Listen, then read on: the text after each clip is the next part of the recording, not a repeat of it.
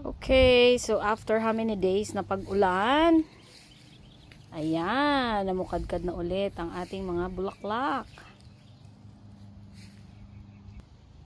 O, diba?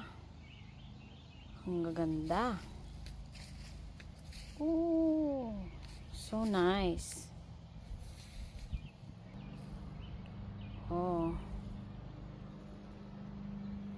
Ang ganda talaga pag may bulaklak sa paligid. Ito, ang cute nito. Ayan, namukadkad na ulit sila. Diba? Ang ganda nito, oh. Nice one.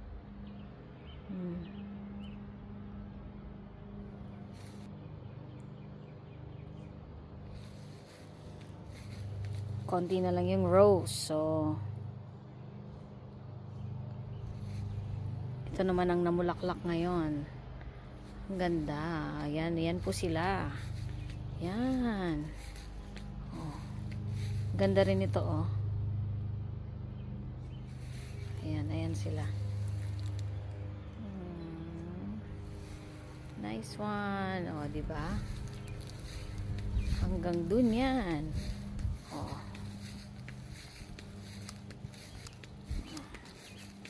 Ito rin, napakaganda. Nakalimutan ko na nung pangalan nito. Pero sabi nila, millionaires. Millionaires plant something. Oh, so nice, diba? Napakaganda. Okay, at syempre, hindi lang po bulaklak ang nakatanim. So, meron tayong tanim na kamatis. Ang daming bunga, oh.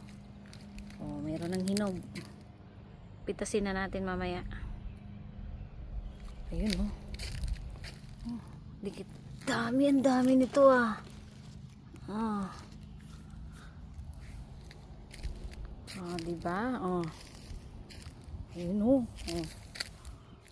Ay, ang dami ng bunga. O, syempre, meron din tayong talong. Ang talong, bow. Ang cute naman ito. Okay, at syempre, hinihintay natin ang sitaw, sitaw. So, yan. Hanggang doon. Yan. Puro yan sitaw. So, yan. Kamatis pa din. So, dun sa bandang doon, merong mga beans. Sayote. So, lilinisin natin mamaya yan. Unti-unti. Pag hindi na gaanong mainit. O, diba? Yan. Tapos, ayun, oh. Nag-uumpisa na yung sunflower natin. Ayan. Meron ng ano. Malapit na mamukadkad. So, yan. Linisin natin mamaya hapon. Pag hindi na gaanong mainit. So, meron din tayong mga nakatanim na okra.